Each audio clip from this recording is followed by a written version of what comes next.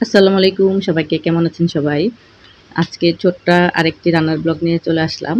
আজকে আপনাদেরকে একটু অন্যরকম একটা রেসিপি শেয়ার করতেছি আপনাদের সাথে। সেটা হলো চাল কুমড়োর হালুয়া।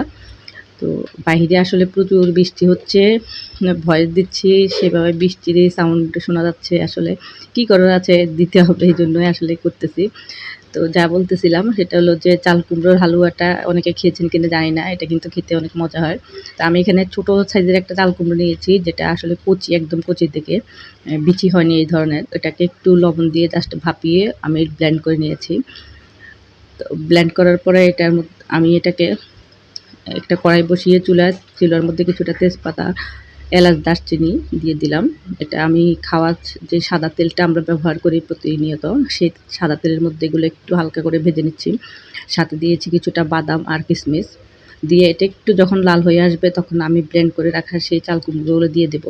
দিয়ে এটাকে নাড়তে থাকবো অনবরত। কারণ এটা যেহেতু এখানে পানি ব্যবহার করা হবে না, আর এটাকে নাড়তে, নাড়তে শুকিয়ে ফেলতে হবে। আর এটা যখন আপনি কম নাড়বেন তখন কিন্তু আপনার এটা তলায় লেগে যেতে পারে। যার জন্য একটু নাড়তে হবে বেশি করে। আর এটা নাড়তে একটু সাবধানে নাড়বেন এবং চুলাটার হিটটা একটু লো ফ্লেমে রেখেই আপনি নাড়বেন। নতুবা এটা ফুটে আপনার হাতে পড়তে পারে। তো এটা যখন একটু ভাজা হয়ে আসলে আমি তার মধ্যে কিছুটা গুঁড়ো দুধ মিশিয়ে দিচ্ছি। আমরা যে গুঁড়ো দুধগুলা খাই আরকি, সে ধরনের গুঁড়ো দুধ আমি দিয়ে দিচ্ছি। এখানে লিকুইড দুধ দিলে আসলে এটা শুকাতে অনেকটা সময় লাগে, যার জন্য গুঁড়ো দুধটাই ব্যবহার করা ভালো। তো আপনারা কিন্তু সাবধানে এটাকে নাড়তে হবে এবং সাবধানে আস্তে, আস্তে চুলার হিটটা কমিয়ে রেখে এটাকে আপনি নেড়ে শুকাবেন। কারণ আপনারা দেখতে পাচ্ছেন আমার এটা কিভাবে ফুটতেছে, উপরে ফুটে, ফুটে চারদিকে পড়তেছে। তো সাবধানতার সাথে এই কাজটা করবেন যেহেতু আপনার হাতে বা কোথাও না লাগে। তো এটা আমি ভালো করে নেড়ে যখন এটা অনেকটা শুকিয়ে আসবে তখন এটার মধ্যে আমি চিনিটা এড করব। আর চিনি এড করার সাথে, সাথে কিন্তু এখানে আরেকটু এটা লিকুইড হয়ে যাবে। তো এজন্য চিনিটা আমি আস্তে দিলাম। দিয়ে যখন এটা নেড়ে-চেড়ে আরেকটু, তারপর আমি এটার মধ্যে কিছুটা ঘি দিয়ে দিলাম উপর থেকে। তো আপনারা চাইলে নাও দিতে পারেন ঘিটা, কিন্তু ঘি দিলে হয় এটার ফ্লেভারটা অনেক ভালো আসে।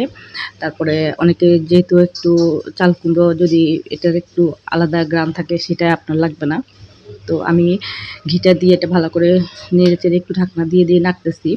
আপনাদেরকে আমি দেখালাম যে একটু ঢাকনা দিয়ে, দিয়ে এটাকে আসলে শুকাচ্ছি কারণ এটা এমনভাবে ছিটাচ্ছে তো গায়ে-টায়ে পড়তে পারে, যার জন্যই সাবধানতার সাথে কাজটা করতে হয়। তো এটা এইভাবে নাড়তে, নাড়তে আমি এটার একদম শুকিয়ে ফেলবো। শুকিয়ে একদম হালুয়ার যে টেক্সচারটা হয় বা হালুয়া যখন আপনি যে সুজির হালুয়া বা যেকোনো ধরনের হালুয়া খান, ওই ধরনের যখন একটা থিকনেসটা আসবে তখনই আপনি ভাববেন যে এটা আপনার হয়ে আসছে। এটা আমি নাড়তে, নাড়তে এটা এই ধরনের টেক্সচার আসছে। আপনি দেখুন এটা আস্তে, আস্তে করে এখন কিন্তু দেখা যায় যে কড়াইয়ের থেকে ছেড়ে, ছেড়ে আসছে। তো আমার এটা হয়ে গেছে। আমি এটা নামিয়ে ফেলবো। নামিয়ে আপনাদেরকে দেখাচ্ছি এটা কেমন হলো। তো দেখুন আমি পরিবেশন করে দেখালাম। তো আপনাদের কাছে কেমন লাগলো জানাবেন। আজকে এই পর্যন্তই।